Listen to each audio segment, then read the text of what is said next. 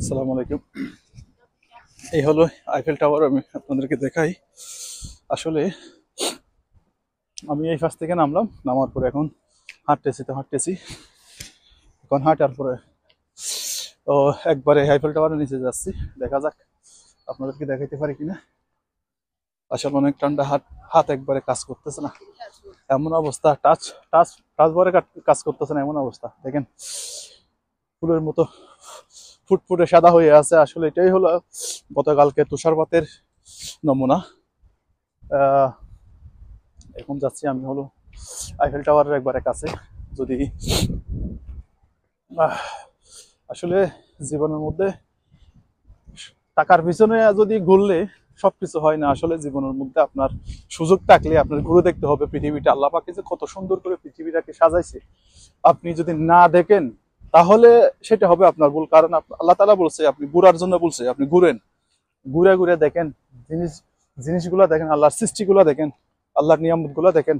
আসলে যদি না দেখেন তাহলে তো আপনার কাছে সুযোগ আছে, আপনি দেখবেন। যার কাছে সুযোগ আছে সে দেখতে পারে, আর যার কাছে সুযোগ নাই সে না দেখলে সমস্যা নাই।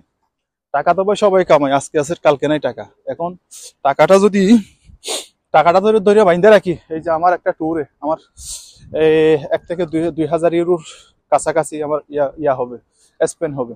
তো আমি যদি চিন্তা করি ওই টাকাটা যদি আমি 1,500 বলি, আমার বাংলাদেশে প্রায় 2 থেকে 2.5 লাখ টাকা। তা আমি যদি বলি আমার টাকাটা আমি পকেটে রাখবো, তাইলে আপনি ঘুরতে পারবেন না। আপনি যেখানে আসছেন সেখানে থাকতে পারবেন শুধু।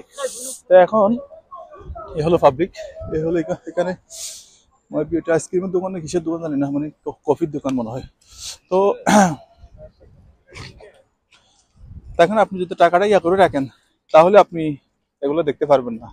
আপনি দেখার যদি ইচ্ছা থাকে, আপনি অবশ্যই অবশ্যই অবশ্যই আপনার কি করতে হবে, আপনার দেশ ঘুরতে হবে।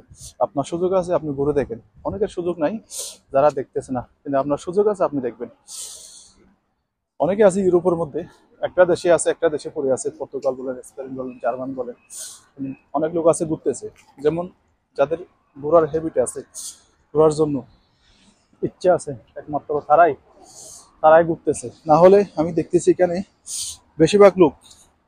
কারণ একটা জিনিস আমি আপনাদেরকে শর্টকাটে বলি, সেটা হলো ইউরোপের মধ্যে যদি আপনি লিগেলি আসেন, আপনি সব জায়গায় মুভ হতে পারবেন, সব জায়গায় লিগেলি আপনি ঘুরতে পারবেন, দেখতে পারবেন, কোনো সমস্যা ছাড়াই। আপনি এখন সমস্যা হলো, মেইন সমস্যা যেটা হয় এটা হলো আমাদের বাংলাদেশি বাইরে এখানে বেশিরভাগই অবৈধভাবে আসে। কেউ আসে আপনার লিবিয়া দিয়া, কেউ আসে গ্রিস দিয়া, কেউ আসে মানে এমন ভাবে আসে, কেউ অন্য দেশে আসার পর ওখানে কাগজপত্র সব ফেলাইয়া ফ্রান্সে বলেন, ইটালিতে বলেন, জার্মানি বলেন চলে আসে এখানে।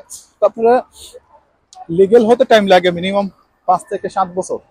অনেক ক্ষেত্রে বেশি, অনেক ক্ষেত্রে কম, অনেক ক্ষেত্রে 2 বছরও হয়ে যায়, অনেক ক্ষেত্রে 5 বছরও হয়ে যায়, অনেক ক্ষেত্রে 10 বছরও লাগে। এখন এটা ডিপেন্ড করে হলো আপনার কান্ট্রি ওয়াইজ, আপনি কোন কান্ট্রিতে আছেন, কোন কান্ট্রির নিয়ম কিরকম। এখন মেইন কথা হলো ওই জায়গায় আপনি যদি এখানে এক একটা দেশের মধ্যে এক একটা ক্রাইটেরিয়া। এখন আপনি যদি ওইরকম একটা দেশের মধ্যে আসেন তাহলে হয়তো বা আপনি তাড়াতাড়ি করতে পারবেন। সিগন্যাল হয়ে গেছে, খেয়াল করি নাই আসলে, সরি। এখানে রুলস মেনটেন করাটা আসলে দরকার। তো মেইন কথাই, তো আপনি যদি লিগেল থাকেন আপনি সব দেশে মুভ হতে পারবেন, সবকিছু দেখতে পারবেন, আল্লাহ সৌন্দর্য দেখতে পারবেন, মানুষে কি কি বানাইছে সবকিছু দেখতে পারবেন। এই হলো প্যারিস। এখন যদি আপনি যদি আনলিগেল হয়ে যান, আপনার লিগেল হতে তো আপনার টাইম লাগবে কমসে কম আপনার 5 বছর, 4 বছর, 3 বছর, 2 বছর। আপনি ঘুরবেন কিভাবে? এটাই হলো মেইন আমাদের সমস্যাটা, আমাদের বাংলাদেশি, পাকিস্তানি, ইন্ডিয়ান ভাইদের মেইন সমস্যা হলো এটা। না হলে যারা লিগেলি আসে, ইন্ডিয়া, বাংলাদেশ, পাকিস্তান থেকে যারা লিগেলি এখানে আসে, তারা চাইলে এখানে কোনো সমস্যা, তারা মুভ হতে পারে এক দেশ থেকে এক দেশে। আপনি যে দেশে যান সমস্যা নেই, আপনার কাছে পেপার আছে, আপনি যান, কোনো সমস্যা নেই। এখন যদি পেপার না থাকে, এই দেখেন স্বপ্নের আইফেল টাওয়ার। প্রচুর ঠান্ডা ভাই, অনেক ঠান্ডা আসলে এখানে। ঠান্ডার কারণে আসলে কথাগুলো উল্টো উল্টো হইতেছে। এই দেখেন স্বপ্নের আইফেল টাওয়ার। একসময় এটাই ছিল পৃথিবীর হাইয়েস্ট স্ট্রাকচারের মধ্যে, এখন হয়ে গেছে বুর্জ খলিফা দুবাইটা। তো এখন এটা মেবি 3-4 নম্বরের মনে হয়ে আছে। একটা রিভারটা দেখেন কত সুন্দর একটা রিভার, এই আইফেল টাওয়ারের পিছন দিয়ে এই রিভারটা এদিকে গেছে গা। এখান দিয়ে মানুষ ঘুরতেছে, আপনার করতেছে, দেখেন ওই পাশ দিয়ে আবার ট্রেনের লাইন। আসলে দেখেন অনেক সুন্দর একটা ঐতিহাসিক স্থান, যেটা আসলে কল্পনার বাইরে। কখনো কল্পনা করিনি যে এখানে আসবো, আল্লাহ পাকে আসলে আনছে, সেজন্য আল্লাহর কাছে আসলে লাখ লাখ শুকরিয়া।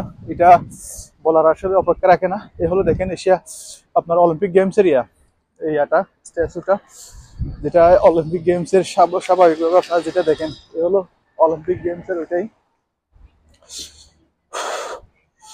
এই দেখেন আসলে এদিকে অনেক সুন্দর, পিছনের দিকে হলো এটা। আমি হলাম সামনে, এখন সামনে যাচ্ছি।